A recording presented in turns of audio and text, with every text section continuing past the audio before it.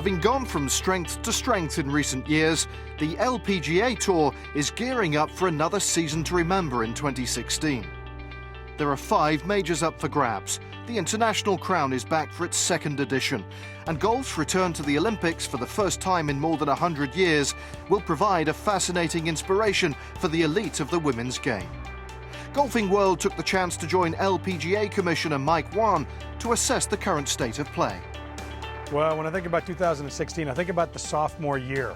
What I mean by that is we had 6 or 7 rookies last year that just lit the place up. I mean, I always used to say in rookie orientation meetings, don't worry about winning. This first year, just figure out the tour and winning will come. I have to lose that speech now because our rookies just tore it up last year. So what are they going to do in their sophomore year? We had some great rookie events. You know, A&A took over the Kraft Nabisco, the Women's PGA Championship. These were big time first year events. It'll be interesting to see how they slide into their sophomore year. Unsurprisingly, the Commissioner is happy with the current tour, especially the reigning #1 on the Rolex rankings. 18-year-old Lydia Ko seems to rewrite the record books every time she tees it up. It's sending out a message that's changing the face of the LPGA.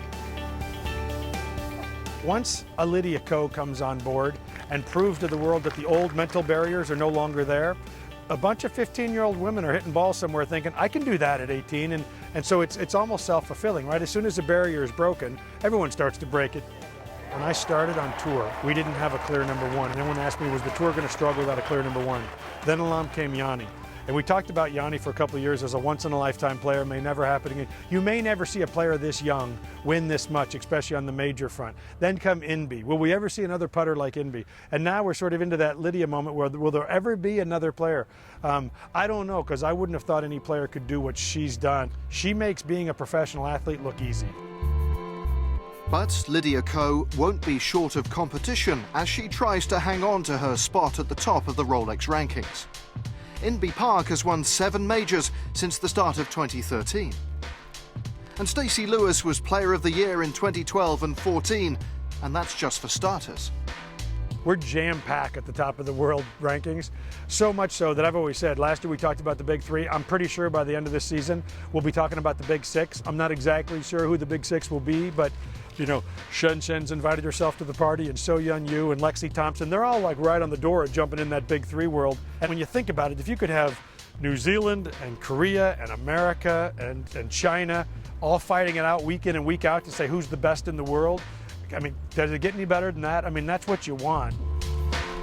Being a truly international tour is one of the defining characteristics of the LPGA. Trying to capture that spirit led to the creation of the International Crown in 2014, and in July this year, the team event returns for a repeat showing. Yeah, in 2014, we took a little spin on history, and we said, let's develop and launch something the game's never seen. The game's never seen a countries have to qualify to get in idea that we built in the UL International Crown. The game's never seen 4 players coaching themselves. They figure out who plays with who and what happens. The game's never seen a built-in playoff on Saturday night where 2 countries will be tied in their pools and only one of them's moving forward. We had fun with taking players' input on the week. We decided to have walk-up songs for the countries as they walked up into the first tee. We wanted it to be different and feel different than any other event that they've played in or our fans have watched. And the response in 2014 was unbelievable. We'll tee it up again this summer in 16, literally a couple of weeks before the Olympics. So we view it as an Olympic preview. The return of golf to the Olympics for the first time since 1904 has caused quite a stir among players, fans and administrators alike.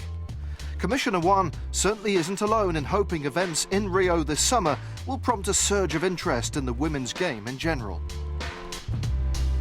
Yeah, I think we're all hoping that 2016 is an accelerator year. I mean, when you talk about women's golf in the Olympics, it has an opportunity to accelerate us at a rate we haven't seen before. I always say there'll be more non-fans watching women's golf in 1 week than we've probably ever had in our 60-plus year history.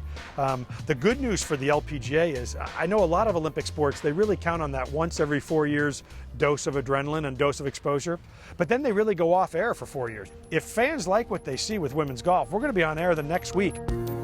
But the golfing world isn't relying solely on the Olympics to give it a boost going forward.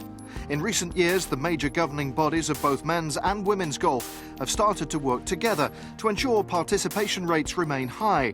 According to Whan, these collaborations are vital.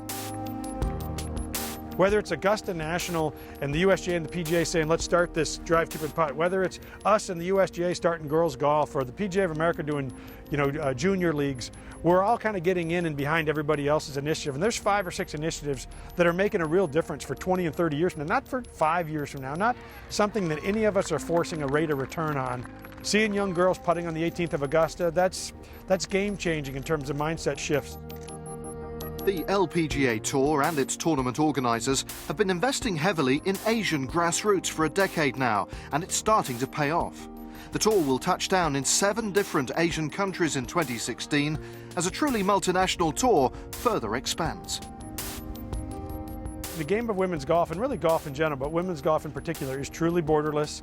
We've gone global, we play around the world. It's fun to see the growth happening in Thailand, Malaysia, China.